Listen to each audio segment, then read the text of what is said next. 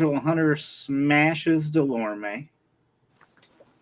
Right? We got Ramirez shaking off some ring rust against Rances Barthelemy. And, of course, we got Canelo-Munguia. All coming up. Tough Talk Tuesday.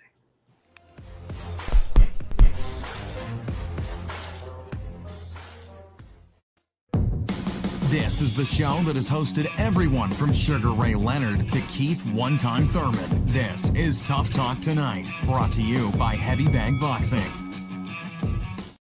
Welcome to another episode of Tough Talk Tuesday. As always, I'm your host, Lucas Biggers. Alongside me, my right-hand man, my left-hand woman, Sakura Armstrong, Sakura A, and Robert Alexander. How's it going, guys? Hey, what's up? Like a busy week so far. But I'm here. I'm glad you're here. All right, let's talk a little bit about Virgil Ortiz and this massive KO of Dulorme, this one-punch knockout. Were you guys surprised? No. Are you still saying, like, is this good, or is Dulorme used goods? Let's say that. It's good because it's like Virgil was able to get rid of him before anyone else had in the fight. So he got rid of that situation, and now we can compare, based on other people that's fought Dulorme, and we now know like Virgil is at the right weight class, and that he's dangerous still at this new weight class. So I mean, those are the two things that impressed me the most. Rob? Let's face it. I mean, it was short, but I mean, we're ready for August 3rd. Okay, that's what we're ready for. August 3rd, Virgil Ortiz versus Tim Tszyu. That's what we're ready for. I think he was a little bit motivated to take out Dulorme, but once the August 3rd date popped up, he knew he had to get a one-punch knockout. The best way to do it is that body shot. He hunted for it. It was there. Dulorme ain't Dulorme no more. He never really was an A fighter. He was always B- at best. We're ready for August 3rd. That's all I got to say. I think it was an impressive win, though. I do think that he sent a statement to his next opponent, Tim Tszyu, like, hey, this is what you're in for. Like, I'm dangerous, just like you saying you dangerous. I'm dangerous too. And that's a great, impressive way to make a statement. For sure. I'm really happy to see him back. I know he's had a lot of problems. And do you think, his eagerness to jump back in here with the Tim Tszyu is because of that, because of this time miss? Does he feel that internal clock ticking, guys? I feel like he definitely talked about in past interviews how he feel like, his name isn't in conversations for who he should be matched up with because he was out and he lost at least a year and a half, maybe, to dealing with the medical situation. But now that is, at a different weight that's better for him at 154, he seems to have looked a lot better and was able to actually, make the fight happen. So I do think that it's partially because he felt like he was so out of commission and his name wasn't being brought up with the Bud Crawfords and the even though he wasn't fighting that much in his boots. I feel like he's like, hey, I'm getting my name back in the conversation and I'm ready for whatever you guys can schedule for me. And here enters Tim Tszyu, who is the type of fighter that is willing to say yes to tough fights when everybody else is like, I don't think so, not right now. Is it good though that he's going up? I mean, are we going to see him at 147 again? That's another question. I don't think then we so. might not see a Boots, at least not until later. I mean, he's still welterweight. Although that's what I want to see. You know, that's kind of what was promised to us in a way. I feel like they dangled that carrot. You know, that's a fight we all want to see. But can he get in a fight with Crawford? I don't know. I think Crawford has eyes on Canelo right now. And I really want to see those three mix it up. But Virgil Ortiz, just that health kick just really put a damper on things. Otherwise, we might have been able to see it. Maybe too little too late. But, guys, I mean, what does this also say for Tszyu? I mean, picking up this kind of a fighter, I mean, coming off a loss, too, you can take a tune-up. What are you doing? You know, this is a risk. It's still a risk. I understand he's coming up in weight, but it's still I need to personally talk to your Royal Highness over there, okay? Because this president he's setting right now for this sport in these fights, he's basically telling these fighters, you have a small window, right? You have a small window. He wants Wilder to fight in June and then be ready for a Jared Anderson back in August. Tszyu just fought not too long ago. He's trying to get Tszyu back in the ring with Virgil Ortiz. Virgil Ortiz just fought. Listen, these guys, like Shakur said, after COVID, we haven't been back, right? We haven't been back here to where we need to be. This is a huge, monumental step in the right direction. Virgil is the perfect fighter for this caliber of a fight and the timing, because a guy like Virgil lost so much due to the pandemic, due to the issues with the health, due to a couple of other things that weren't, that were beyond his even measurement. This is the perfect fight, the perfect time for Virgil Ortiz to come out and do these types of things. This is a very impressive victory. It proves that he's ready for a Tszyu fight and within the time frame. He's ready for it. The weight is perfect, so he's not going to kill himself, because he almost did. He's not going to kill himself making this type of weight. And this also tells Tim Tszyu, hey, you had a problem with the cut. You had some problems in your last fight. You didn't perform well. Come back out here and do it again, and do it with another high caliber fight. Yeah. I mean, really well said. And this August 3rd card, you were not lying. I mean, it's being set up to be a thing that maybe nobody's ever seen before. I mean, the card with this kind of name, I honestly can't remember last time we've seen this. And Rob, you can claim it as your birthday gift, buddy. If I had to complain about if I had to complain about anything, it's just that this LA event space is like outside. Like I know that it's not as hot as it is in Florida that time of the year, but it still is pretty hot. No, it's still more comfortable inside.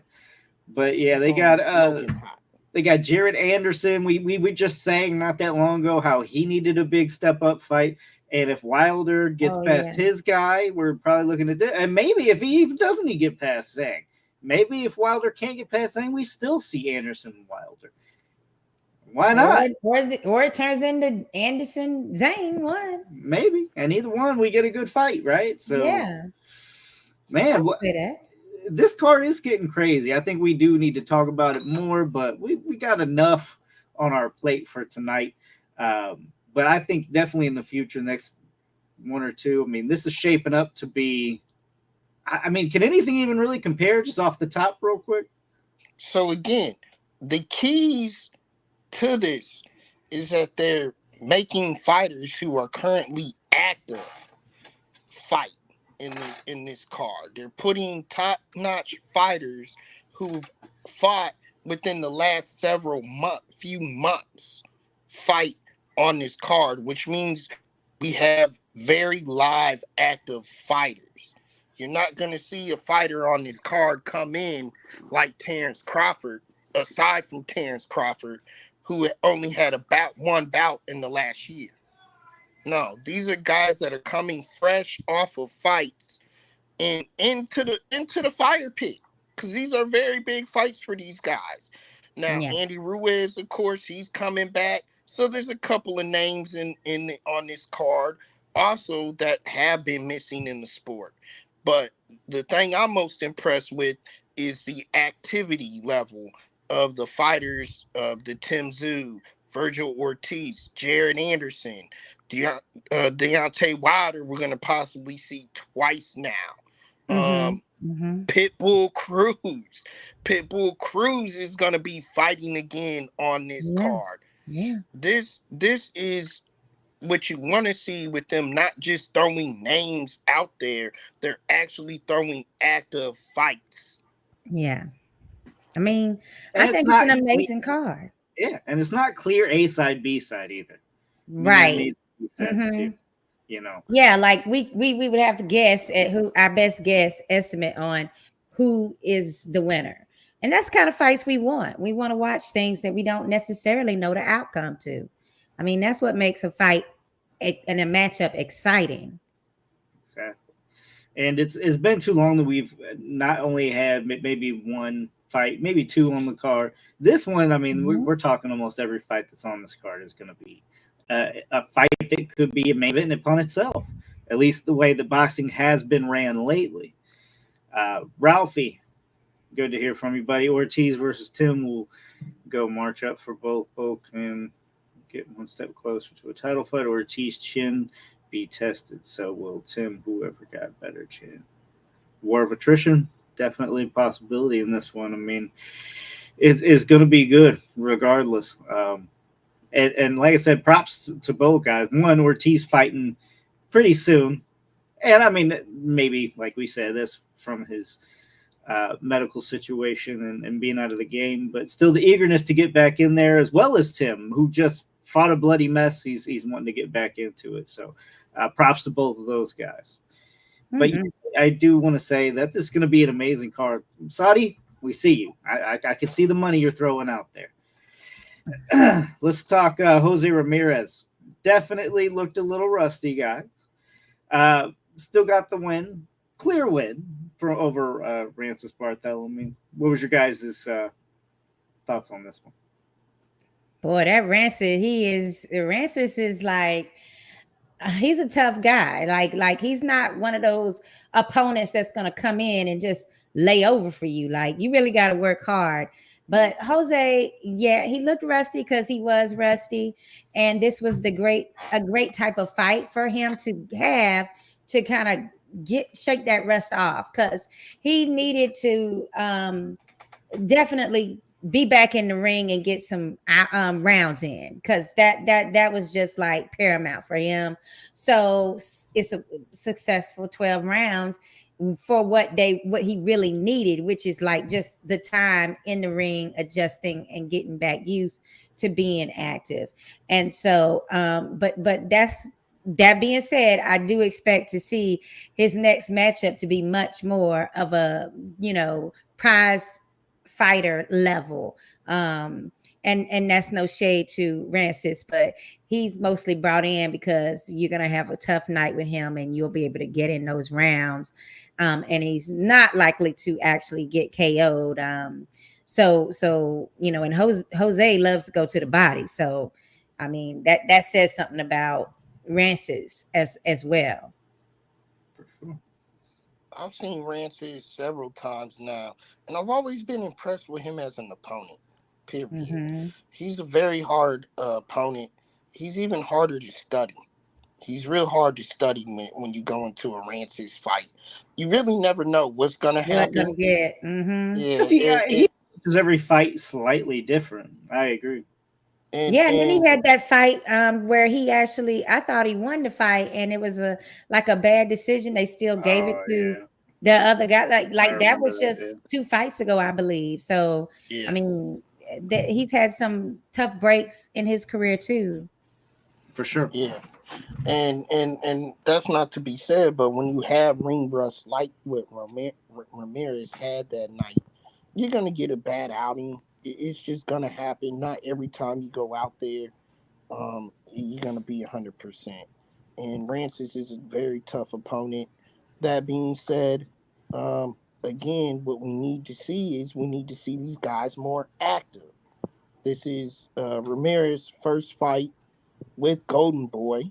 Golden Boy seems to be one of the premier promoters with DAZN, with Saudi right now. So I'm very interested in seeing him get another top notch caliber fight soon with Golden Boy actually. Ralphie says Ramirez is good, but I don't see him being champion. Eventually, be gatekeeper. The competition is too tough, but him and Regis would be a good matchup if it happens. Yeah, and that is a matchup that never happened, and it was supposed to possibly happen a few years ago. So that is still something that would be interesting to watch, and a great matchup between these two. And Jose, he's the type of fighter that once he does get in the mindset that he wants to do damage to you, like you're in serious trouble. So not saying that he couldn't get Ranced out, but the ring rust in itself probably made it impossible, to break him down. But he's known to break down a fighter or two. Yeah, and I agree, Ralphie. I'd like to see Ramirez Regis. Will it happen? Probably not. Coach Lou. Let's see. Progray is with Matchroom right now, and we got Golden Boy that's signed a contract with. Yeah, so that could happen. Yeah. I guess better than opposite sides, but yeah, then Top Rank being involved, right? That would be a real no. Dahlia Duran, always good to have you. Big shout out to the family. I don't know who Coach Lou. Are you talking me? Talking to Rob? What's up with that shirt? What's wrong with the shirt? Past 3 rounds. Is he talking about the heavy bag shirt, or is he talking about Rob's shirt? I don't know. I don't know what you're talking about. Well, I'm lost right now. Yeah, just gotta let us in on what you're saying, Lou. Coach Lou, you talking about Rob's shirt? I'm sick of y'all. Shout out to beautiful Dahlia Duran. Oh, he said I kind of like it. I mean, I was gonna give you props, Rob. I like that shirt. It's giving me I can't pull it off. I'm getting poker player over there. I think you pull it off a little bit better than what I can. I got my poker face on for this Canelo show tonight. That's right. You know what? Let's just do it. Canelo-Munguia. I already know, Rob. You seem like you were prepared, right? Because for those that don't know, when Rob prepares, like he will let us know. Like he's like, I can't wait to talk. This is when he's the most excited too. So he'll get the most stats that he can grab. Mm-hmm. He will have the best argument laid out. So these, when we get these messages before, and you feel Rob's excitement, he's got a strong opinion. And I can't wait to hear it, Rob. I really can't. So I'm going to let you lead this one off a little bit. Well, listen, I just wanted to start off like Lucas said, okay? I did my research. I just want to start off with the facts, okay? As they call it in boxing, the tale of the tape. Because we have a great matchup here Saturday night, y'all. And a lot is at stake, and here's why. So just the tale of the tape even. Let's start with Munguia, the challenger, right? Okay. 27 years old, 43-0, undefeated, 43 bouts, bunch of them in Mexico, but he has come up as of late. Okay. Biggest competition was John Ryder, and he did get the TKO in round 9. In case y'all forgot, Ryder fought Canelo on Cinco de Mayo weekend a couple years back and went the full 12 rounds. That's right. Again, Mexican fighter. He's from Tijuana. Is now being trained by Freddie Roach. Yes. Freddie is itching to get back in the spotlight with another young-blooded top fighter. And I believe that this might even be one of Freddie's final laps, his final go at training a fighter of this caliber. So with that being said, Munguia, which is now at 168, which I always believe really was his walking around weight anyway. So I feel like he's at his natural weight class. He's not having to drain in there. He'll be ready. Let's go. I'm liking these comments. Yeah. Let's go to Canelo now, right? Oh, okay. Canelo is 33 years old. Okay. And there's been a lot of hate on Canelo. But before you hate, there's one major stat, Lucas, that you have to look at that nobody in the history of the sport has done. The first ever undisputed champ at super middleweight. How did he get here, Lucas? Not by beating one, not by beating two, but by beating three champs. Three champions at 168. Callum Smith, Billy Joe Saunders, Caleb Plant. He is truly the undisputed super middleweight champion. He's the undisputed champ. I'll give him that. Undisputed. No, you can't argue in this segment right now because these are the facts. It's his show. He can't argue at that moment right now. I think I can. That being said, he's 33. He's a Mexican champ. He's been on the pound for pound list, I don't know, for probably the past, I know, at least 10 years. Was a former number one pound for pound fighter. And I believe at 168, there's nobody better. Like I know I get labeled often, okay, Canelo hater and this, and anybody who's followed me, I would not blame you for necessarily thinking that. I am not a Canelo hater. That is not my point. My point is just Canelo has constantly bent stuff to his rules. Like at least Floyd did that later in his career, you know, when he became money. Career. Mm-hmm. He's been silver spoon fed his entire career, not only by his promotion and how steadily he's brought up, but by the WBC, who is and fought arguments on his behalf to me. This man is constantly just silver spoon in mouth everywhere he goes. He can't lose. He got a draw. He got a draw against Mayweather, who dog walked him on one scorecard. Look, that's the epitome of silver spoon in your mouth. You know what I mean? And he's got these names, right? Oh, I got a Sugar Shea Mosley. You got an old, worn down Sugar Shea Mosley. You didn't beat shit. Sugar Shea would have whipped your ass in his time. This is not the same. He's getting these wins. Cotto ain't been shit since 147. Okay. Now, Lucas, that is why I wanted to start out this segment this way, because I wanted to go over the facts, though. Okay, but I just have one question before you start, Rob. Before you go back, I just have one question for Lucas. Do you consider Munguia as being hand-fed? Do you consider him to be someone that's been given? I do not. No. Drevianchenko alone says he's not hand-fed. That's a fight that a lot of people would avoid. Canelo, in fact, did avoid. Derenchenko. So I think he has bred up carefully, but definitely not to the extent of Canelo. So I will say yes, he has been somewhat, careful, but not to the level of Canelo by any means.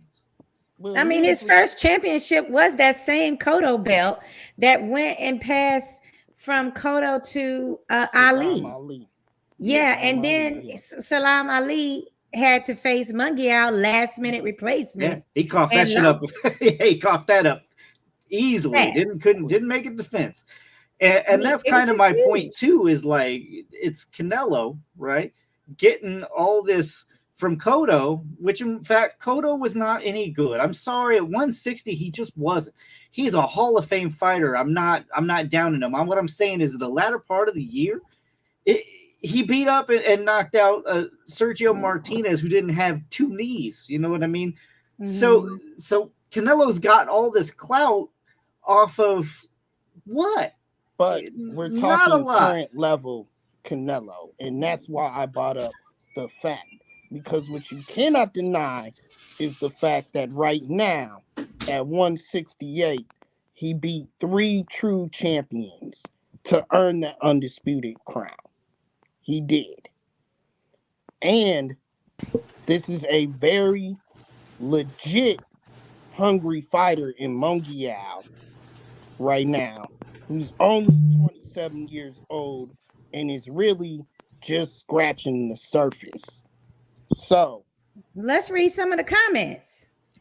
Coach Lou says, sorry, he won't see the monster. He's the next Mexican. What about Ralphie? What does he say?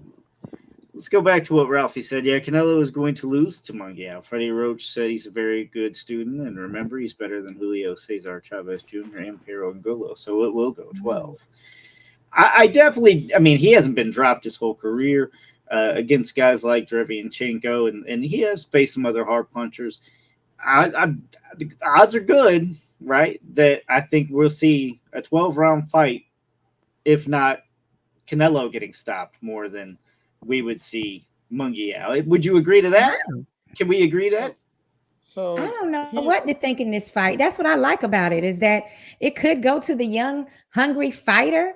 And shout out to Danny Santiago from Latin America podcast. He says Munguia followed similar route as Canelo, the Tijuana TJ circuit. Because there are a lot of fights in the beginning of their careers with, fellow Mexicans that people don't know. That is true. But let's just say that Ralphie is correct, and that Munguia comes to fight. And then Canelo, he's trying to punch and knock out a game, young, hungry, thirsty Munguia. You know what I'm saying? He would love to be the next cash cow. There is like a huge amount of benefit for Munguia to win this fight, but it also is less pressure on Munguia on the other side. Whereas if he doesn't win, people ain't really expecting him to win. As Canelo, he has that pressure of like, you need to, like, you're supposed to beat this guy if you're everything you say and that people say that you are. So I think there's more pressure on Canelo in one aspect, as far as the actual macho man, as the cash, not the cash cow part, but the champion part, the undisputed part. And then I feel like Munguia got the pressure as far as if he wins, he knows that throne is his. And he's got many years. As Rob said, he's only 27, so it's kind of like what, that the benefit is huge if he's able to take out Canelo. Here's what you can't argue, Lucas, and then I have a question for you. But what you can't argue is that this is a very valid fight at 168 for the undisputed championship. This is a young, hungry, tough fighter versus the GOAT. Yeah, no, I don't have a problem with Munguia. Now, the two fights he was trying to set up, the other one, Berlanga, which we're probably going to see in September. No. Okay, no. That's not where it's at. Munguia, I am completely okay with. For once, we finally have somebody that's a 168 that can hang with Canelo. And he's stopped fighting some of these smaller guys. That's good for me. It's good for the sport. It's good for everybody. So I don't have a problem with Munguia. This is actually a legit fight. I know I was talking about some of the fights that Canelo has kind of handpicked previously. This one is a legit fight. Not so much. Okay. I mean, I'm okay with both fights, but personally, I think that the problem fans are having right now is that they expected Canelo to fight the monster Benavidez, and that fight isn't happening. So if you're gonna fight 168ers, which I've always said, I want him to fight 168ers when he's holding the 168-pound undisputed titles. Like, if you got all of them, you need to be defending it against other 168 pounders, not skipping around and doing catch weights and going up and facing 175 versus this. Like, I wanted him to defend those belts that he had. And that's what he's doing right now, whether it's Berlanga or it's Munguia. Like, he's fighting 168 pounders now. So I'm getting what I want out of it. But that being said, Canelo is facing somebody who's hungry, who is a real 168 pounder. And I just don't think, I think Munguia has a great chin. And for that reason, I just don't see Canelo stopping him. Now, I will say that. I could be wrong, but I haven't seen anything that would lead me to believe that Munguia's chin will not hold up. Right. You just gave me goosebumps, Shakira. Really? That was my whole point in this tell of the tape and doing my research, because you're absolutely right. This man is the undisputed champ at 168. GOAT status. GOAT status right now. And only at 33, this is still part of his prime legacy. Stop chasing the other crap. Stop going to 175. Stop threatening to go to cruiserweight. This is what, as a boxing fan for the sport, this is what I want to see. I want to see you defend all the titles against the young, hungrier Munguias in the world. And that's what's very intriguing in this fight. Danny says, getting out of the Rosarito, Mexico for training. Idea Munguia couldn't travel around, let alone go for a run without armed military guards. Him over there, I was like, wow. So he is going to Freddie. Great move. Dang, he had to be escorted around with security, basically. Danny is saying, what does that all mean? That he's like, they saw that he had money and they would try to kidnap him or something? Danny, can you elaborate on that? I think it's a lot of that, Shakur, and they touched on it. Prime, in case our viewers out here want to watch, Prime does have a lead up to the bout. It's called Gloves Off. They're in both camps, and they're showing it. But Munguia was doing the right things right now, period, with the camp, to where he's being more of a professional, which is moving away from the family, separating yourself from the family. Remember, he has a brand new kid. His baby is not even 1 yet. He has a baby boy who's not even 1 year old yet, and he's separating himself from all of that. So he's taking the fight extremely serious. But so my question then, Lucas, is, given all that I've said, to research this bout, not looking at the past, not looking at your own bias maybe towards Canelo, let's just say it. Okay. Looking at the tale of the tape and what we know and everything, what, in your opinion, is the biggest advantage for Canelo or Munguia?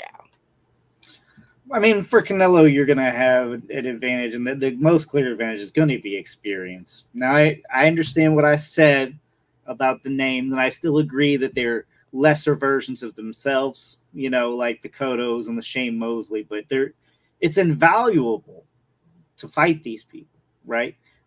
We all seen how well Canelo learned from Floyd. So that experience alone and having those names and all that tutelage behind you is the greatest advantage you can have. And what do you see from Munguia now? What do you think Munguia's advantage in this fight would be? Youth. He hasn't lost. There's a lot to that. If I'm surprised. Go ahead. Go ahead. What? I'm still going. Did you expect? Did you expect just one thing? Did you want me to just go with one? Oh no, go. I'm surprised at what you said, but go ahead. I forgot what I was saying. You were saying what is his greatest advantage, Munguia, and you said his youth, and he's undefeated. Yeah, his youth's undefeated. He hasn't had to lose yet. There's a lot of mental aspects in boxing, and it's a little different. You care more about that and the protection of that. His ability that I really haven't seen him hurt. I mean, that's worrying to me. And Canelo gets this buildup as like he's this power puncher, but I think that's a little bit overblown. Maybe he'll make me eat my words in this fight, but I don't see him getting hurt. And of course, we're talking about his power. Munguia has shown and demonstrated really, really good power. As we said, he just took out Ryder, who Canelo couldn't get out of there. So. He's got great size too. He has the size on him that's effective. And to me, his biggest attribute is that he's aggressive. Like he's more. He can get in there and he can brawl when he need to. He can stay on the outside and paw at you or whatever. But when he get ready to fight and he want to fight you, he's not afraid to go in the pocket and be right up in your space. That could end up hurting him if Canelo wants to try to bait him in for a big punch, like an uppercut or something, or it could help him in the fact that Canelo really doesn't like a lot of pressure. Like he doesn't like to feel uncomfortable. Well, I agree. And, how often do we see really Canelo get pressure? I mean, it does not happen very much. And in this case, he is going to have to learn to fight backwards, which is something he is very not used to doing because Munguia is going to come for that ass. Let's see. Let's go to some comments here. We had a big one I wanted to go back and read here. Jason, unfortunately, in a 12-round fight, I believe the champ is already ahead by 2 rounds before the bell rings. So the challenger has to win the 2 rounds to bring it even. Now it's a 10-round fight. I agree completely. What you're saying here. And I'll take it a step further because I think with Canelo is more than 2 rounds, guys. I just talked about the Mayweather draw, but let's go back and look at the Bivol scorecards. 115 to 130. You got to be fucking shitting me. I mean, I'm glad. Look, fuck it. I understand he got to win. Bivol actually won. I should be happy about that? No, fuck that. Look, the scorecard is still. It should reflect how the fight went. 115, 113 is not how that fucking fight went. And if you say so, please tell me what round you had Canelo winning, because to be honest, Bivol dog walked. I mean, that was, I'll give him 1 or 2 rounds, maybe sympathy rounds for Canelo, but there was a domination. Okay. So 2 rounds, that ain't shit. Canelo's got about 8, right? You pretty much have to stop Canelo or just completely wash him and shut him out, or you won't win. Munguia might not let it go to 12, though. What do you guys think? Thank you, Jason. That rant was brought to you by Jason for bringing that comment out there. But that is the point Lucas always makes, is that Canelo always already has, a judge in his pocket. He feels that wholeheartedly, that there's always at least one judge that's already made up his mind. Now, Rob, you on the other hand, you never say that. However, you do think that the judges would, like, if it's a tight round, you feel like Canelo's going to be rewarded that round, right? Depends. Honestly, it depends on what you were just saying. And that's why I said I was surprised when Lucas made his comments about Munguia's advantages, because I thought he was going to lead to what you actually said, the aggressiveness. So I honestly think it depends on some judges actually basing the closer rounds on more aggression. They look at the aggression and everything. So I really think that favors Munguia with the aggression and the type of pressure that he can put on Canelo. So that's what I think the judges sway versus there. If Canelo feels like if he's the aggressor and Munguia holds his punches back, then Canelo will get the nod in the closer rounds. But I see Munguia being the aggressor, and he might get some of those closer rounds. Yeah. Sakura, do you remember the kind of boxing conspiracy theory we were just talking about? This is kind of what led me to this this comment here. Canelo is the poster child for boxing. I don't think they're ready for him to lose. I think they were retire Canelo before he loses. Got to find another poster boy. Do you care to share, Sakura, what we were talking about? We don't think that Canelo has too many more fights in him. Like, we think that he's like kind of scheduling his exit. And it could be this year. I mean, he's already got one of the opponents. He said he would fight out of the way, which is Munguia, and he's not trying to fight or face a Benavidez, especially not after he's gone up to 175. So, and he would like to finish with Berlanga, which in a lot of people's estimation would be an easy fight win for Canelo to, retire on. And so, Jason, you might be onto something there, because Lucas was right on your trail. But the next cash cow, Munguia. It definitely could be, that we were talking off air, and this definitely could be a passing of the torch type scenario. So I don't know. But Munguia only has to look good in this fight. Remember that. That's true. He does not have to win. Let's go to some more comments here. Danny says Munguia advantage, just like Rob asked. Youth, hunger, Freddie, timing. Mm-hmm. It's his time. Canelo living in San Diego in silk draws. Might be getting a little long in the tooth. Silk pajamas out on the streets. Let's think about that. So, and I'm sorry for the keep plugging it. I'm sorry to keep plugging it, but Danny, go to the gloves off. The gloves off. Canelo's wasn't in San Diego for camp. He actually was in the place, something Truckee, California, or something like that. He's in the damn mountains in the cold. Well, right, but he's saying he lives in San Diego and he's enjoying that lifestyle, and he loves to box, and it's beautiful weather year round, and it's like now he's in the silk draws. Danny Santiago has always said, like, it's hard to get out and do that training and do that workout and stay on that diet regimen when you have that hunger. That hunger is how do you say it?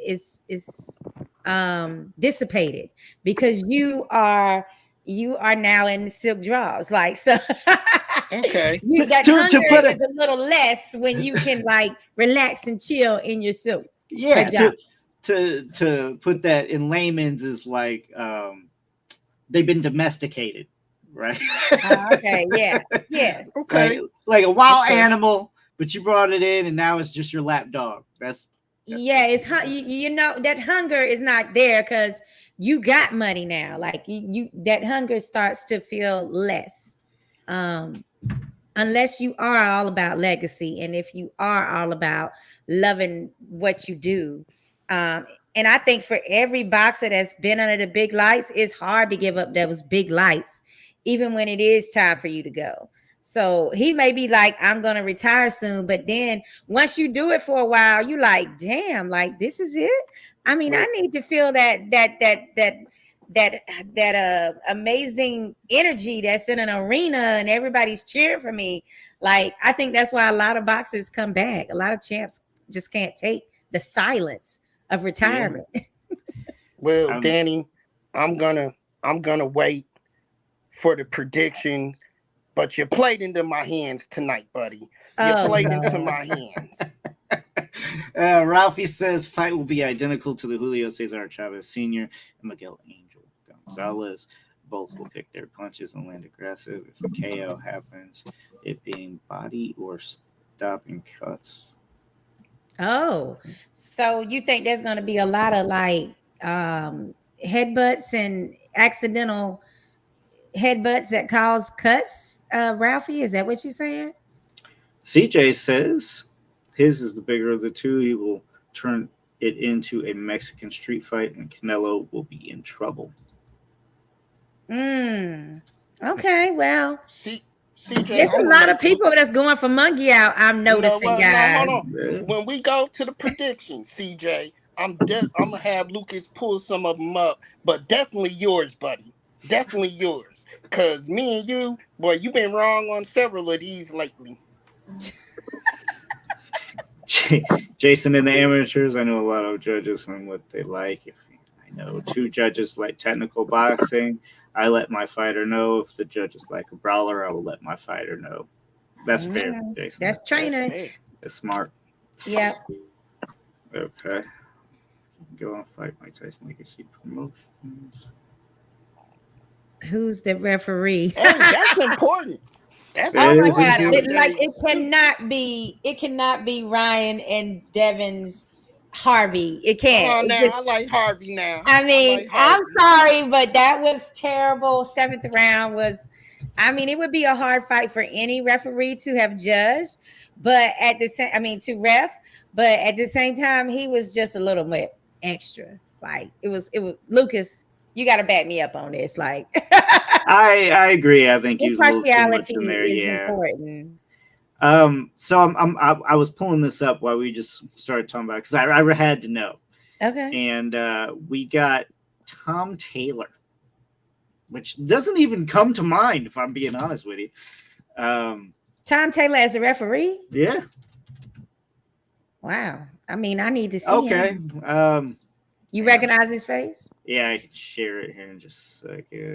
At least I think. Okay. Well, here's my thing, Jason. You're totally right that you should check to see what type of judges that your fighter is in, because some do like effective aggression, some favor power, some favor skills, some favor always favor the A side.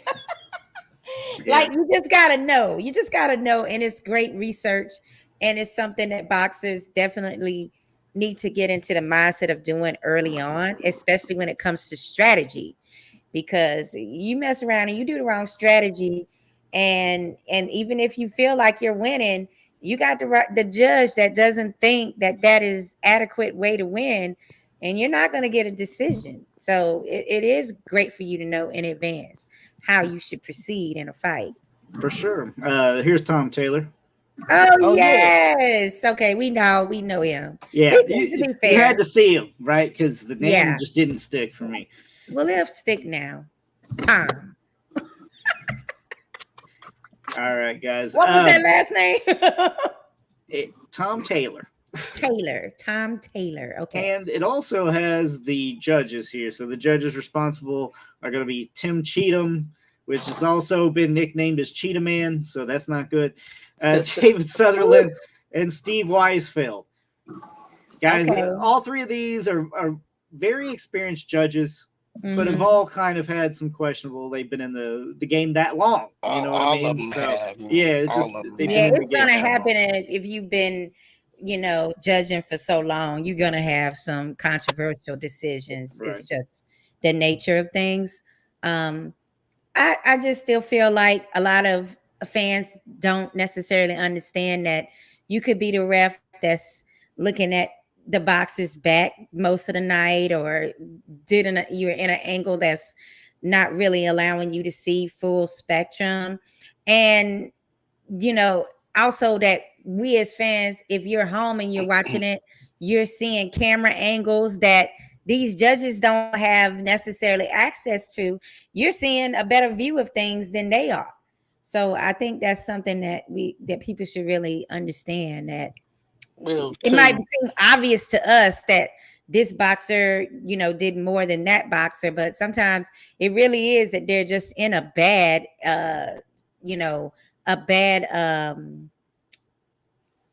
position for that particular fight. Well, and 2, there's also the commentators that we're all listening to. And I'm telling everybody, unless it's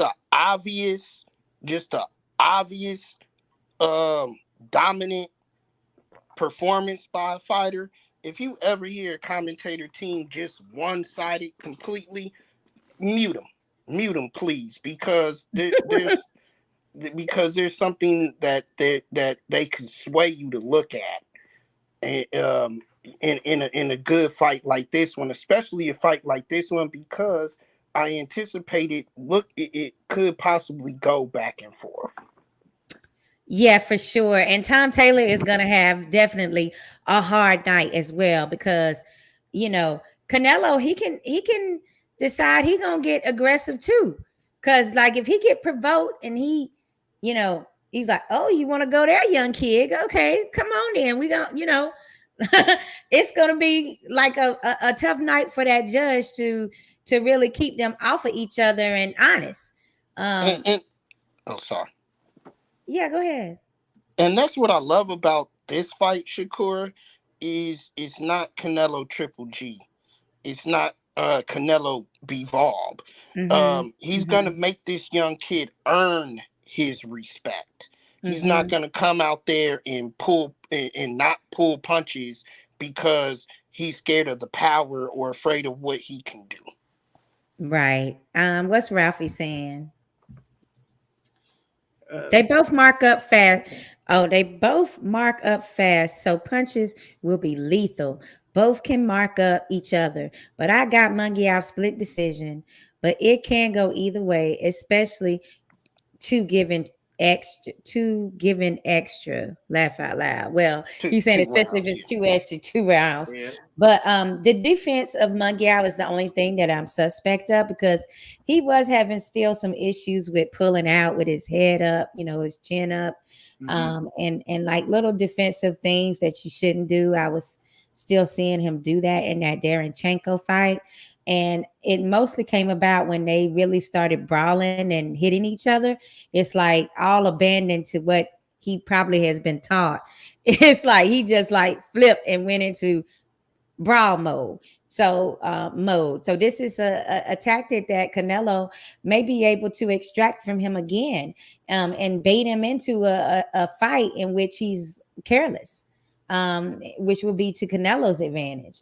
So this is one thing that I think will make that fight even more like of a great matchup, because we just don't know if that experience is going to be overwhelming for Munguia, if he's able to be provoked and pushed into the wrong type of fight. And what is the wrong type of fight? And for Munguia, what would you guys want to see if you're Munguia side? Because it all plays stylistically. But these two, I mean, I'm not saying they're similar or they're the same, but they are similar in some aspects. Right. I mean, like the thing that Munguia definitely needs to watch out for is that pulling straight back. And we've all seen him do that, and that leaves his chin vulnerable when he is also when he starts being the aggressor and has his offense going.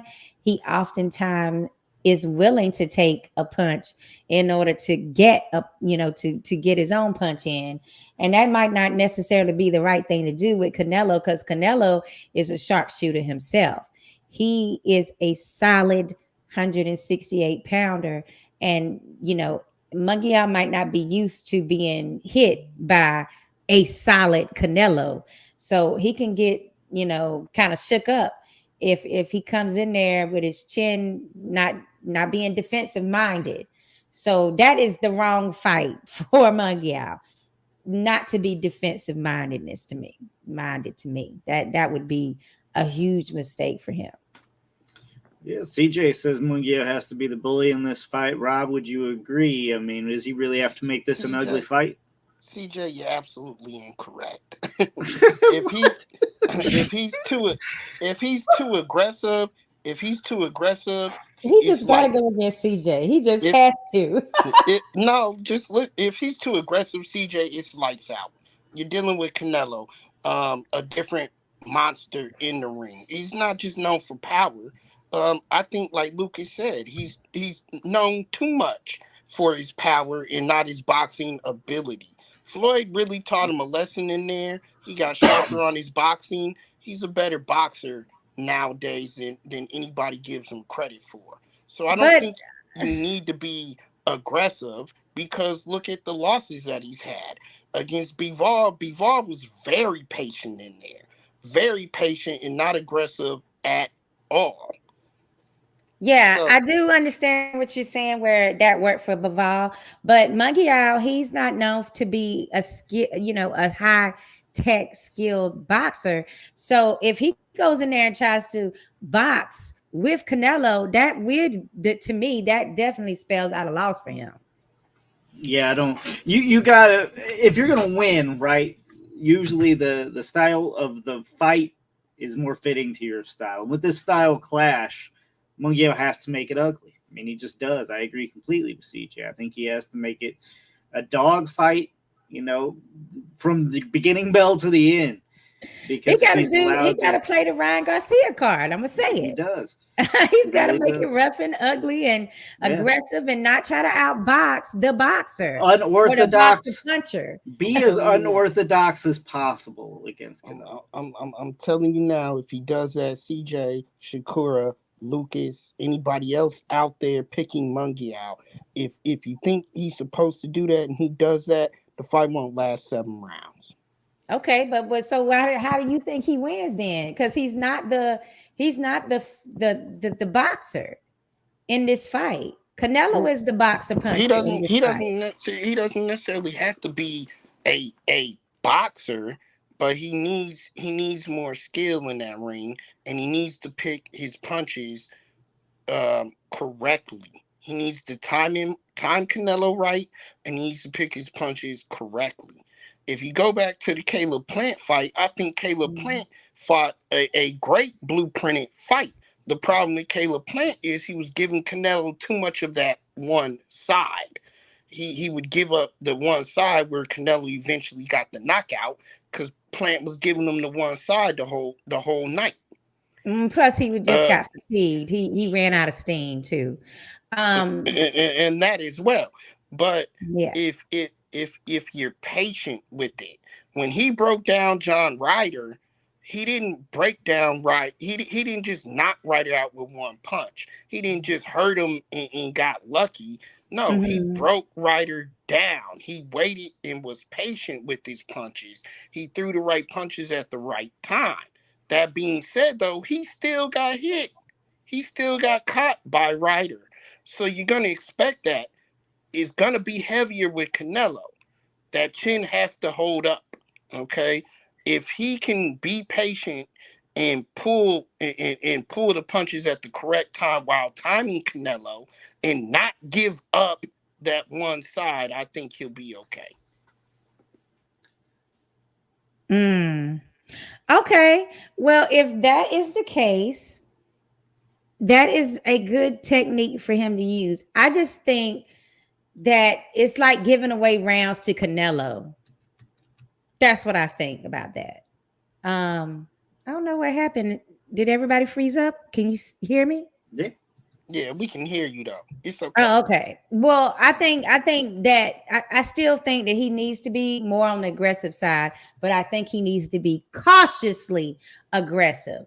So like, the defense can't be totally abandoned by being aggressive, is what I'm saying. Like, you have to use technique in there. I think Freddie Roach was the right move for him at this point in his career, because he had the formal training of boxing with Coach Roble down in TJ. I feel like this edition of Freddie is letting him experience how to be aggressive, but how to do it in a way that doesn't leave you so open and vulnerable for counters, because Canelo is a master at countering. And you bring up a great point. And Lucas, I wonder if you feel the same. That also leads me to a great point with Freddie. Work those angles.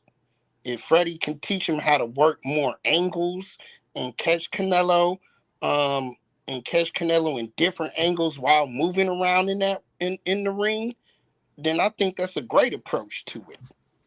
Yeah, I mean, one thing's for sure, Munguia is best off with Freddie Roach. So this is a great partnership for Munguia. He's only going to learn from it. He's going to come out of combinations differently. He won't be so wide open for these shots. Don't be surprised if Canelo actually has some trouble catching him and countering him. He might be a little bit too slick for the old Canelo. He's going to be taught some new tricks here. And I like what I'm seeing from Munguia. I like his possibilities. Let's go to some of the comments here. Danny, for the record, with all that being said, there's levels of this shit. Canelo systematically break him down, I assume, as he's mastered with all his experience. Jason, Canelo is second half fighter. Munguia needs to come hard first 6. Keep pressure on Canelo. Don't get hurt in the 7th. And hold his own last 5 and try to pull out the last 10-second win would be my game plan. To be the man, got to be the man. Woo! Love it. Coach Lou, Munguia wins by devastation, bringing the end to Canelo pick and choose method.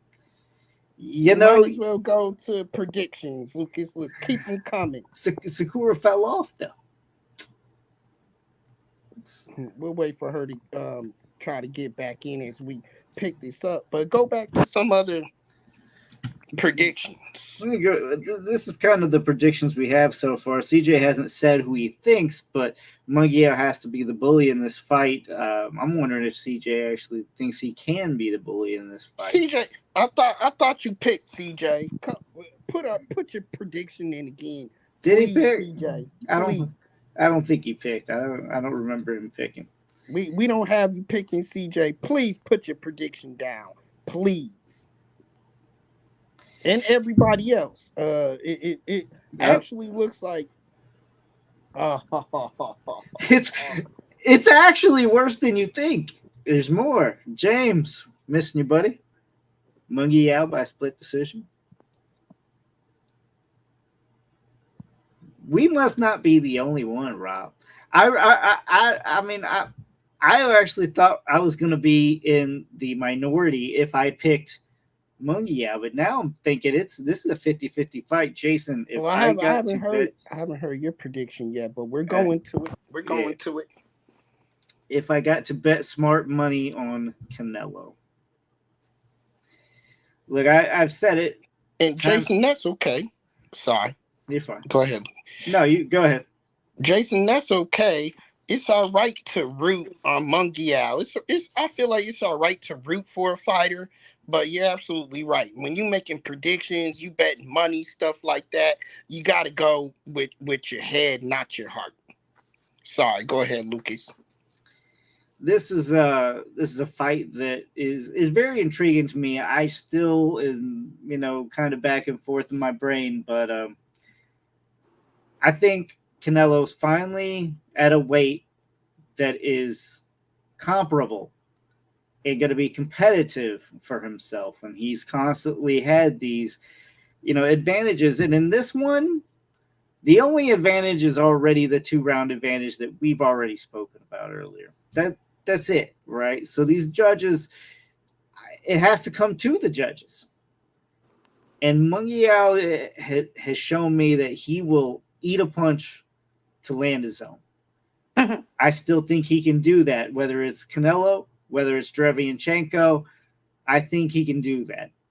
I think he wants to do that. These kind of styles don't last long, but they are avoided, and they're avoided for these reasons, right? Derevyanchenko knockout. Go ahead. For both of you, do you feel like Munguia possibly has more power than Bivol? Undetermined. I think it's comparable. I think it's very comparable. I mean, even though they're at different weight classes, I kind of feel like this would be the first time that we've seen Canelo in there with someone that's seriously dangerous when it comes to power.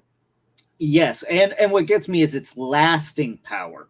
Now, what I mean by that is okay, so when Munguia fight Derevyanchenko, it was a late knockdown. We're talking 12th round.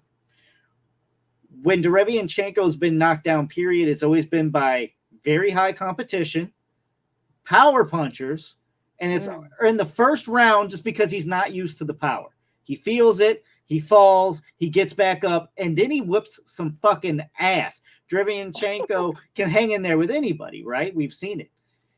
Golovkin, same thing. He went down the first round, got to his feet, fought valiantly the rest of that fight. A lot of people believe he won. We just talked about that the other day. I was close to saying he lost that fight as well, Sakura. So my point is not only is he a power puncher, but he's a power puncher late in the game. This isn't something that I don't think we're going to see him burn out, mid through the way through the fight and gas out. Hell no. This man is going to be pedal to the metal from that fucking bell. And I honestly don't know if Canelo's up to that with his silk draws. We just talked about them silk draws. I don't think he's capable. I honestly don't. Canelo's finally at a weight division that it's going to be competitive. Undisputeds don't last long because guess what? You have to fight these type of fucking fights. You can't do this. Oh, I'm just going to go this way. You either give up them belts or somebody's coming to take them. Munguia's here to take them. Okay. I'm picking a late round stoppage. I'm saying stopping Canelo in the 11 or 12 championship rounds. Whoa, Lucas is going out on a limb. You really liking this Munguia for this fight, huh? I do. I think stylistically it is very bad for Canelo. It's hard for me because you just never know the Canelo that has a fire and a passion for the sport. If it's still burning bright or if he's settled into I did almost everything I wanted to do in my career, and if I lose, I lose. I don't know which one we're gonna get, but I feel like, I mean, doesn't he sound a little jaded lately? Like, oh, I don't have to do that. I don't have to fight these people for them. Like, bitch, yes, you do. Like, you're millionaires because of all of us. What the fuck you talking about? Yes, you do. We say fight, you go say who. That's your job. That's your job. right. I mean, I feel like he definitely is, starting to be a little inappreciative at times.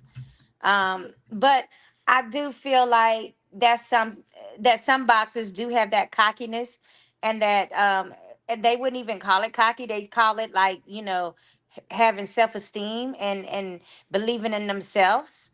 So it's hard to gauge with boxers whether they truly are being a freaking knob or if they really are just like being confident in themselves. So but for me, I feel like Canelo could do the same thing that Munguia does. I feel like Canelo could be like, how can you say this? I mean, he's willing to take a punch to get a punch in on somebody. We've seen him do that before. I just think that would be more dangerous when it comes to someone with the style and the body frame, and the youth that Munguia has. So I'm just interested to see what kind of strategy Canelo is going to have in this fight, to ultimately show that he's still, you know, the undisputed champion, and that Munguia can't take that. I am interested in that. Obviously, if they're already talking about the Belanga fight next, they feel that he is going to be victorious in this fight. But to say Munguia doesn't have a chance, especially when he has this team around him, from Morales to Roble to Freddie Roach now, to say that he doesn't have tutelage from Oscar De La Hoya on you know, how to conduct yourself and mentally be prepared for a bright light Cinco de Mayo fight. He has all these things at his disposal. So if he's not able to do Canelo, if he's not able to do to Canelo that what he did to some of his other opponents, then I would bet that it's more to do with mental than it is physical, or because of his skill level, because the opportunity is definitely there. Um, right now, I could easily see this fight being a draw, guys, and I know y'all hate when I say that, but I could see it where it's too close to call, or Canelo edges out with one round. to win the fight. I could see this like being super competitive and back and forth. And for that reason, it's hard for me to say Munguia, even though I do want him, like I'm rooting for Munguia. And I think the potential for him to win is there, but I don't think it happens on a scorecard. Like, if he's going to get this win, it has to happen from him stopping Canelo. And I have to look at the reality of whether Canelo is stoppable or not. You know, like he's the myth, the legend of not being stopped mostly. So, he has a hellified chin. It's just we've never seen his chin up against a bona fide 168-pound fighter that is the same size as he is. So I want to see if that chin still holds up. If it goes to a decision, then I favor Canelo at least by 1 round. But my heart of heart is saying that this is probably gonna end up being a draw. So do I still have to pick, or do you guys, you're okay with me saying I really Let's legitimately? just say if you had to lean one way, which way would you go? Just by whatever reason. Yeah, I definitely. Or Um, just a different way to say, not predicting the winner, but predicting how the fight will go. Whose style do you think the fight's going to end up turning to? Are we going to see more of a brawl? Or are we going to see more of a boxing match? right. I mean, everybody is saying that Canelo's skill level is much higher now than it was in the Floyd Mayweather fights. You know what I'm saying? Like, he's learned from that position he was put in early in his career. But it's very few opportunities for us to see this higher profile skill level. When we saw him against a real skilled fighter in Baval, I didn't see much boxing skill being done back to Baval. I mean, he was just actually schooled. Right. So, Shakur, CJ said make a pick. He wants you. you know what? I did make a pick. I felt like, I'm telling you, I feel like this is going to end up being a draw because it could go back and forth. If I had to choose, if it's by decision, you cannot go against Canelo on that one. Like, not the way that everybody says the judges are. So if it goes to decision, it's Canelo win to But me. you just said a draw. If it goes to a draw, that's decision. Well, that's true too. So that would take my draw off the table. But do I see this as being an even fight that could go either way? I do. I totally do. Cause I'm not gonna sit up here and act like Canelo ain't got no skills and that he can't possibly handle the new kid on the block. Like, I'm not gonna say that. But I'll just say the opportunity is there for Munguia to win. But it would Okay. be like uh, like the way Lucas is drawing it out, where that would have to be a late round stoppage, because it's gonna take many rounds to, you know, To wear down a guy like Canelo. system, yeah, like to break down someone like Canelo. And his chin is not failed him yet, so it would be a surprise to me if he's just able to KO him early. Um, but All right. decision, if it's decision, Canelo at least by a round. All right. The prediction you all been waiting for. First of all, I wore this shirt right here because this is a huge betting weekend, y'all. Huge, Okay. huge. My favorite weekend of all time. You have the Kentucky Derby. You have the fights, both UFC and boxing, which we don't talk about UFC here. You have the NBA playoffs and, of course, the regular season in baseball going on. Yeah. Lucas has the odds up right now. The way that it sounds, Lucas, do me a favor, pull up CJ Hooker's prediction, please. Man, I gotta go scroll back for that one. Hang on. Oh The yeah, way here you that go. it sounds, a lot of people are going with Munguia on Yeah. this. And I've heard everybody's comments throughout this episode. Look, somebody once questioned, or there's a whole question about Canelo in his silk draws. I went over to tell her the tape for you people. Most of y'all didn't listen. You didn't listen. Canelo is only 33 years old and at the key point of the prime of his legacy. Canelo is the true, undisputed super middleweight champ of the world. He's hungry, y'all. But he's hungry. He's ready for this fight. And to put even more emphasis on it, even more, Canelo believes that he's the greatest fighter in the world, but the number one passion, the number one hunger is for him to be considered the greatest Mexican fighter of all time. So you have the pride of Mexico on the line, and you don't think he's going to be hungry for that? Canelo Alvarez is going to step into this fight against a younger, hungrier, supposedly hungrier fighter with power. Scary, right? Scary, right, CJ? Right? You're wrong. And next week will be another Rob, I told you so weekend, Tuesday. Canelo Alvarez, 9th round KO.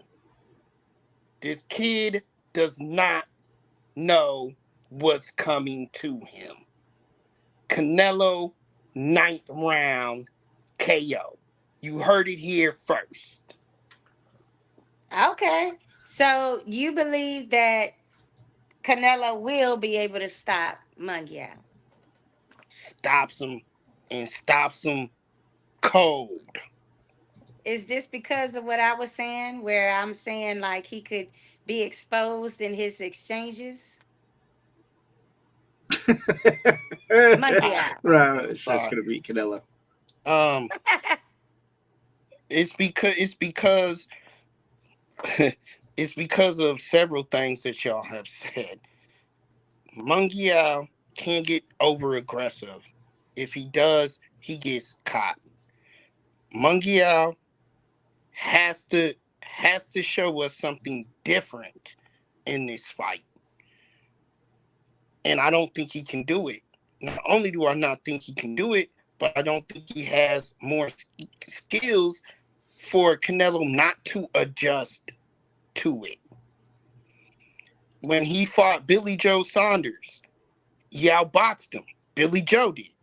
Billy Joe outboxed him until he couldn't no more. When he fought Caleb Plant, I thought Caleb Plant was outboxing him until he couldn't no more. When he fights Munguia, or well, even when he fought Triple G, I felt Triple G tried to beat out aggression Canelo. Couldn't do it. Canelo is just a different level. I don't know which fights level. I don't know which fights you watched, okay, with Golovkin. Maybe you're only remembering the third one. Because honestly, the second one, if it's either a draw, that's the most that I will give Canelo. If not, a Golovkin win.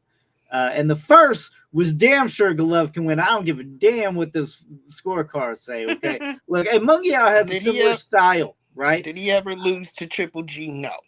Did he fight Triple G in his prime? So now we're making excuses. Let's get off of that. Look. So to answer your question, what you were asking, Shakur, is period. There's different levels, okay? Canelo said it on Gloves Off, period. They think they know until they get in this ring with me, it's a different fucking story. Period. Munguia, and I apologize for my French because I know I got people But out here that's not who the case. respect People me, get in the but ring with him and they act like they don't care if they even win or not because they know they got a payday. That's what's been happening. That is what's happening. They you can call it excuse. You can call it what you want. It's not an excuse. That is what we've seen in several of his fights, where I feel like we don't see the same boxer with the same, um, mentality that they had leading up to the fight with Canelo. Right. I do feel like he avoided Benavidez, and he kind of avoided Benavidez and slid right into Munguia's path. Because it was like, no, I'm not going to fight a Mexican fighter. And then they were like, oh, come on, we still want it. And he was like, no. So then he goes and fights a different Mexican fighter to try to, let this be okay instead of David Benavidez. Look, we've seen it before. Stylistically, this is what would be bad for Canelo, right? I'm not saying that, obviously if he fought tall and fought like 6 foot like he is and used his advantage, that he wouldn't be just as dominant. It's just, that's not Munguia. We already know he's not going to do that, right? But I like Munguia's chances before Freddie. Now, forget about it. I like it even more, right? If anything else, he's just going to turn him more offensive. Because, let's face it, if you take Munguia out and you try to teach him a bunch of defense, you're just wasting your time and everybody and money and everything else. This is going to be the best Munguia you can see. Absolutely. Stylistically, it's already against Canelo. I like this in all aspects for Munguia. I really do. So listen, Munguia, I hope you're watching this show. I hope you are. Because these people right here are giving you exactly the fuel that you need to amp up. They're giving you exactly the fuel that you need. So I hope you're listening to this show. Unfortunately, reality is going to set in on Saturday night. You're going to get your head knocked off. And that's what a lot of people said about Ryan Garcia before his fight too, right? Nobody was thinking different fighters. No. But what I'm saying is everybody that's predicting that the underdog would win in this fight may be like, just a little bit edged out by what happened in the last in 2 weeks ago with Ryan Garcia. Like, the underdog won and he was unexpectedly good at, taking the fight to Devin. So I think sometimes we do want the B side to, or no, I don't even like calling boxers B side, but sometimes we like to have the underdog win. Sometimes you do. Fights. I agree. I like that for Munguia, but I also believe that that's a big 168-pound fighter for Canelo. Like, I don't think he's used to somebody being that, size and that yes, he fought Bivol, but he was his physique is different. This is a solid 168-pounder that's tall with it. So this might be another challenge for Canelo, but I'm just interested in seeing this matchup. I think it's going to be a spectacular Cinco de Mayo fight, and I hope it lives up to the hype. But remember, all Munguia has to do is look good in the fight. He doesn't even have to win. I definitely think he's going to look good. I really believe he can win. Jason Ryan was setting the odds. He bet $2 million on himself in 112. That's right. Oh, and don't it was get me a good started. Decision. We got the underdog of the year coming up, and after Kambosos, Beaslom, and Shakeoff coming on the damn show. Oh, God. Who's saying that? CJ. CJ. Oh. All right. Nice Kambosos. Here's the point. Y'all didn't listen to me in the Ryan Garcia. You didn't. I've been doing my research here lately, people. You're gonna ride off that Ryan Garcia moment. I've been doing my research. I've been doing my research, people. Listen, Canelo, in a major way, He's gonna knock this kid's head off, y'all. He's a different level. And guess what? Canelo, please stay at 168 from here on out. Defend those belts. Lucas, everybody, you're trying to write him off and say he's going into the sunset. No, he's not. No, he's not. I looked into the man's eyes on Prime Video. I looked into his eyes and he said, I'm not ready to go yet. I feel good. And I believe him. Canelo is still here for another at least 4 years. At least. And guess what, people? I don't see nobody at 168 taking any of them titles from him. Nobody at 168 right now. Nobody. Well, that's because if they was, he wouldn't fight him. They would get moved up. Morrell Jr. That's the real boogeyman to me, is Morrell Jr. Like, they've gone so far to even have him vacate his.